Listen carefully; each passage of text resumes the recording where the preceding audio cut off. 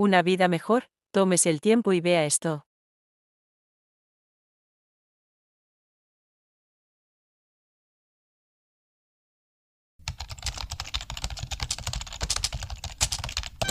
La catedrática de la Universidad Pontificia Bolivariana Lidowska Julia Peralta Prieto, coordinadora y profesora en la Universidad Sueca de Södertörn, entre muchas otras labores académicas y administrativas, con un currículum muy amplio, analiza el programa de gobierno del candidato a la presidencia de Colombia, Iván Cepeda Castro, y su propuesta de bienestar social, mercado laboral, inmigración, etcétera, con identidad de género. El programa de gobierno del candidato a la presidencia de Colombia, Iván Cepeda, propone una diversidad de medidas, de iniciativas, de programas y de políticas que dan cuenta de abordajes que buscan transformaciones socioeconómicas, políticas y culturales de la sociedad y del Estado colombiano.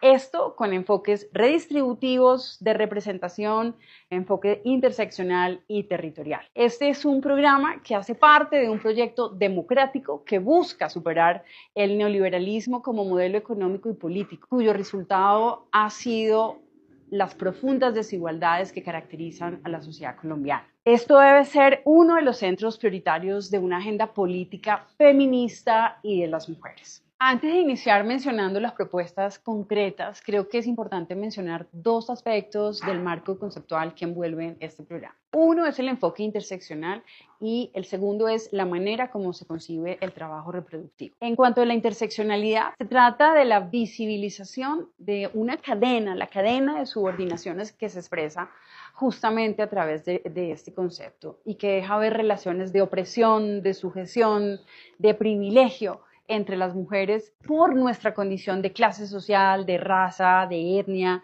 de religión, edad, preferencia u orientación sexual. Se trata de hablar la lengua de la otra sin renunciar a la voz propia, de reconocer que lo femenino se encuentra multisituado, articulado a varios vectores de poder. El modelo económico vigente no nos impacta a todas y a todos de la misma manera. El trabajo reproductivo se caracteriza a su vez por una división racial. Se nos ha asignado históricamente la tarea de realizar el trabajo reproductivo de forma gratuita o a muy bajo costo. A diferencia de visiones de género más tradicionales, Cepeda integra otras variables de opresión. Su programa pone especial énfasis en el acceso a la tierra para las mujeres campesinas, indígenas y afropoblaciones, reconociendo que la violencia en Colombia ha afectado de forma desproporcionada su autonomía territorial. Un aspecto importante del programa, por ejemplo, es también la defensa de los derechos de la diversidad sexual, promoviendo políticas de no discriminación y el acceso a derechos de salud trans específicos, entendiendo que el género va mucho más allá del binarismo hombre-mujer. El planteamiento de Cepeda es que se requiere tanto de reformas estructurales como de transformaciones culturales para hacer posibles la inclusión y la paridad, la igualdad y la justicia social tan ineludibles en Colombia y en el continente latinoamericano.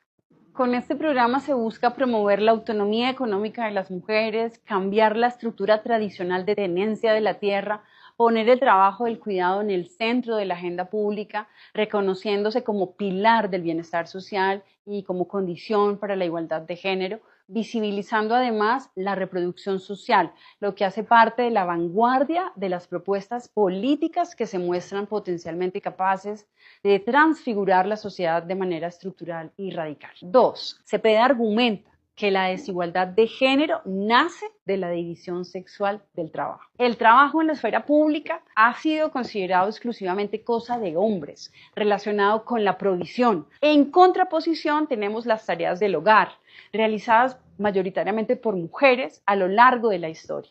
Estas han sido vistas como responsabilidades morales y biológicas determinadas por la naturaleza genética, razón por la cual no han sido reconocidas como trabajo, o por lo menos no como un trabajo que merezca ni la formalización ni la remuneración. Una evidente consecuencia de dicha división es la incorporación de las mujeres al mercado laboral en condiciones de desigualdad, en situación de informalidad o de desempleo, con salarios inferiores a la de sus colegas, hombres, consagrándose así un sistema desigual. El trabajo reproductivo queda bajo la responsabilidad de las mujeres y además subordinado al trabajo productivo, el cual es elaborado por los hombres. Las luchas que buscan la visibilización de la reproducción social se han convertido así en la vanguardia de las propuestas políticas que se muestran potencialmente capaces de transfigurar la sociedad de manera estructural y radical. La radiografía socioeconómica de las mujeres en Colombia nos demuestra que las cargas desproporcionadas que asumen las mujeres en tareas de cuidado afectan su desarrollo personal, educativo, su autonomía económica y la capacidad de participar en espacios de toma de decisiones. El DANE ha señalado que para el año 2025 las mujeres ocupan en promedio 17.6% de su tiempo en el trabajo doméstico y de cuidado no remunerado, en contraste con los hombres que solo destinan el 5.2%. La mayor diferencia se presenta entre los 25 y los 44 años, donde las mujeres dedican casi 4 veces más tiempo que los hombres. En el marco de este paradigma tenemos aquí 2 propuestas concretas. 1. Avanzar en la implementación del Sistema Nacional del Cuidado, profundizando en los enfoques interseccional, territorial y diferencial, buscando un rol activo de los hombres, es decir, en donde se promuevan comunidades colaborativas en torno al cuidado. El Sistema Nacional de Cuidado es el pilar central de la propuesta de Cepeda. Al crear infraestructuras de cuidado, como lavanderías comunitarias, centros de atención infantil, centros de atención para adultos mayores, se busca que las mujeres tengan tiempo para la educación, el empleo y la participación política. La segunda propuesta sostiene la importancia de mantener la renta básica permanente, con el reconocimiento prioritario de este derecho de ciudadanía a las mujeres jefas de hogar, con el objetivo de erradicar la pobreza extrema femenina y de fomentar la autonomía económica de las mujeres. La renta básica es un ingreso mínimo que prioriza a las madres cabeza de familia como sujetos de derechos económicos. Aquí quisiera recalcar un punto 3 muy importante en este programa y tiene que ver con la paridad en el poder y la participación política. Cepeda propone establecer medidas de prevención, atención y sanción de la violencia contra las mujeres en política. El objetivo principal es garantizar que las mujeres ejerzan en plenitud sus derechos políticos y electorales y que a su vez participen de forma paritaria y bajo condiciones de igualdad en todas las esferas de la vida. Con relación a la paridad en el poder, tenemos el cumplimiento de la ley de cuotas, la ley 581 del 2000. Este ha estado bajo constante vigilancia durante este periodo de gobierno del gobierno Petro. En el 2022 se impulsó un proyecto de ampliación de la ley de cuotas para exigir paridad de género, el 50% en todos los niveles decisorios del Estado, reconociendo que las mujeres son mayoría de la población, pero siguen subrepresentadas en la política. Dicha ley, la Ley 2424 del 2024, quedó aprobada por el Congreso de la República en septiembre de ese año. Cepeda insiste en la importancia de su reglamentación y respectiva implementación. Lograr así entonces una reforma política para garantizar que exista como punto de partida una democracia paritaria. No obstante, esta agenda progresista debe ir más allá, por lo que se propone continuar con la categoría de la interseccionalidad que ya referenciamos como un paso más avanzado que permita no solo incorporar la paridad de género, sino enfrentar las relaciones de poder y de opresión que se dan alrededor de la intersección del género con la clase y con la descendencia étnica. Esto supone que los partidos logren la representación del conjunto de la sociedad en su composición, lo que implica una conformación de la representación lo más cercana a la distribución social, de clase y de grupos identitarios de la misma sociedad. Esto posibilitaría, indudablemente, superar la crisis de representatividad y de legitimidad que atraviesan los partidos políticos en la actualidad, la cual se refleja en el Congreso, en donde un porcentaje importante de los que lo conforman son terratenientes y o representantes de las élites económicas y de las redes clientelares. Finalmente quisiera recalcar un cuarto punto que tiene que ver con la justicia restaurativa y las violencias basadas en género. El impacto en la reducción real de la violencia de género ha sido limitado hasta el 2025. Las cifras de violencia contra las mujeres continúan siendo alarmantes.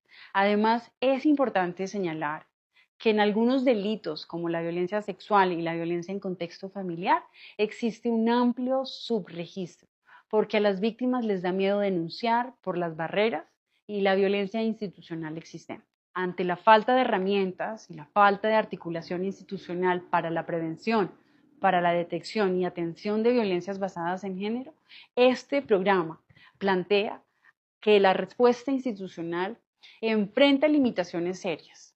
La impunidad ronda el 97% en delitos sexuales y en violencia en contexto familiar contra mujeres, con la mayoría de los casos estancados en etapa de indagación y menos del 3% con condena. Esto revela que hasta ahora no han habido transformaciones significativas en la justicia para las mujeres, es decir, un reino de impunidad. Cepeda nos propone entonces profundizar la política de seguridad humana, que entienda la seguridad más allá de lo militar, incluyendo la seguridad de las mujeres en sus entornos, fortalecer los mecanismos de prevención, de detección y atención de formas de violencia y discriminación contra las mujeres. Nos propone proteger a las víctimas de violencia de género y mejorar las garantías de acceso a la justicia, instando a entidades nacionales y territoriales a implementar dichas políticas para reducir significativamente la violencia contra las mujeres. Como un punto muy importante está también avanzar en la estrategia de verificación y seguimiento a la implementación del acuerdo de paz y a sus indicadores de género. Asimismo, se nos propone una paz total con la mirada de género y de mujer. En conclusión, el periodo 2022-2026 ha significado avances importantes para los derechos y la participación de las mujeres en Colombia, pero también dejó en evidencia desafíos estructurales que requieren persistencia más allá del actual gobierno. Este gobierno ha sentado ciertas bases normativas e institucionales como la paridad, el Ministerio de Igualdad y el sistema de cuidados, que podrían transformar positivamente la vida de millones de colombianas en los años venideros, siempre y cuando se les dé continuidad. Los compromisos para el 2026-2030 reflejan la intención de profundizar el cambio con las mujeres, más liderazgo femenino, más políticas con enfoque de género y tolerancia cero a la desigualdad y a la violencia. La materialización de estas promesas dependerá del apoyo político y social, pero el camino trazado indica que la equidad de género seguirá siendo un objetivo central en la agenda de desarrollo de Colombia.